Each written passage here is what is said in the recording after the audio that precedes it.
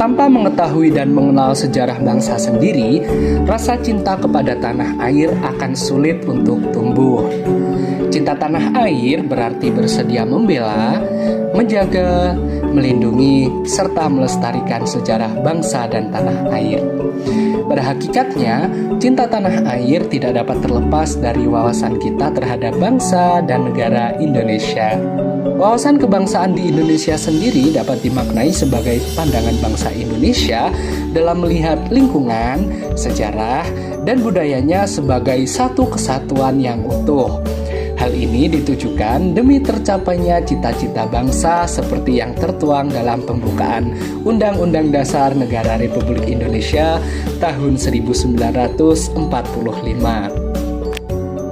Dengan pandangan dan wawasan kebangsaan tersebut, akan terbawa banyak cinta dalam diri bangsa Indonesia, yang kemudian dapat melahirkan generasi penerus yang berintegritas, loyal, nasionalis, dan cinta tanah air.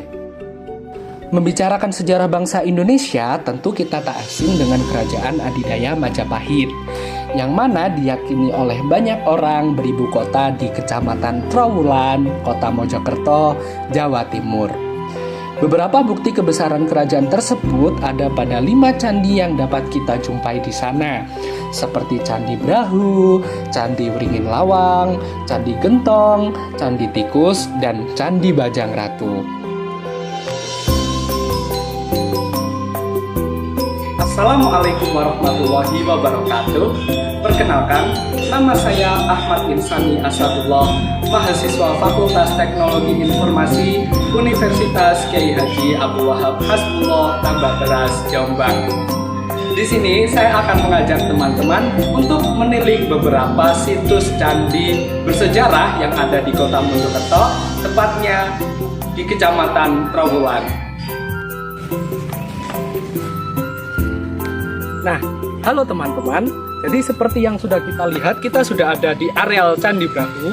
Jadi, Candi Brahu adalah salah satu candi peninggalan Kerajaan Majapahit yang memiliki beberapa fungsi penting dan menjadi peninggalan masa kejayaan Kerajaan Majapahit.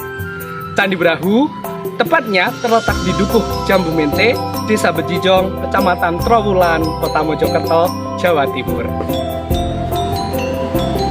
Candi Brahu sudah dibangun sejak masa Raja Brawijaya I dan dapat dikatakan bahwa candi tersebut merupakan candi yang paling tua di antara candi-candi lain yang ada di Trowulan.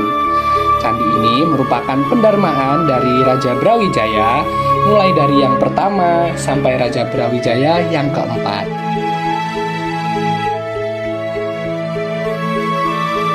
Dari Candi Brahu kita bertolak ke Candi Gentong.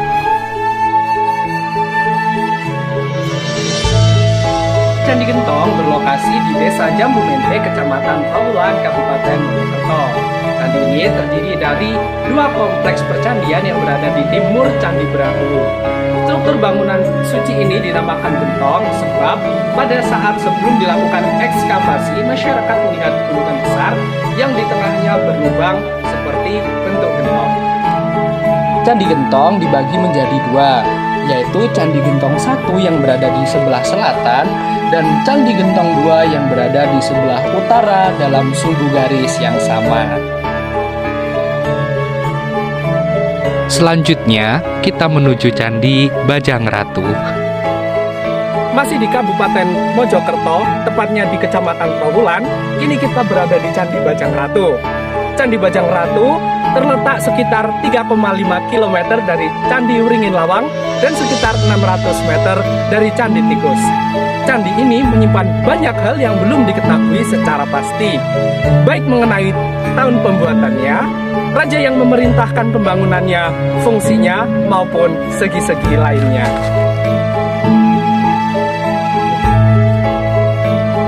Mengenai fungsi candi, diperkirakan bahwa Candi Bajang Ratu didirikan untuk menghormati Jaya Negara.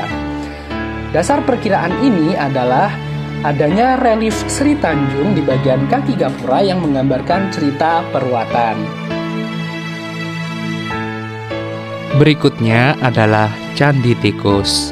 Bila pada umumnya candi muncul di atas permukaan tanah, berbeda dengan candi yang satu ini. yaitu Candi Tikus. Candi Tikus ditemukan di bawah permukaan tanah oleh warga setempat. Awalnya, sejumlah warga merasa terganggu oleh banyaknya hama tikus yang merusak pertanian, sehingga hasil tani menurun drastis. Hingga pada tahun 1914, Bupati Mojokerto RAA Kromojoyo Adinegoro pada saat itu memerintahkan aparat desa untuk membabat habis tikus yang ada. Pada saat pengejaran tikus, aparat desa melihat tikus-tikus itu masuk pada lubang di dalam gundukan tanah. Karena ingin memberantas semua tikus, Kromojoyo memerintahkan agar gundukan tersebut dibongkar dan ditemukan sebuah candi yang kemudian dinamakan dengan Candi Tikus. Candi Tikus diperkirakan dibangun pada abad ke-13 atau 14. Di dalam kitab Nagara Kertagama, Empu Prapanca mengatakan bahwa dulunya candi ini adalah tempat petirtaan atau pemandian serta tempat upacara raja-raja terdahulu. Dasar kolam berada di bawah permukaan tanah dikelilingi tembok yang disusun berteras-teras.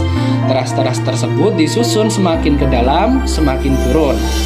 Tangga masuk terdapat pada sisi utara dan pada bagian dasar kolam terdapat sebuah fondasi yang terlihat menempel pada dinding kolam di sisi timur.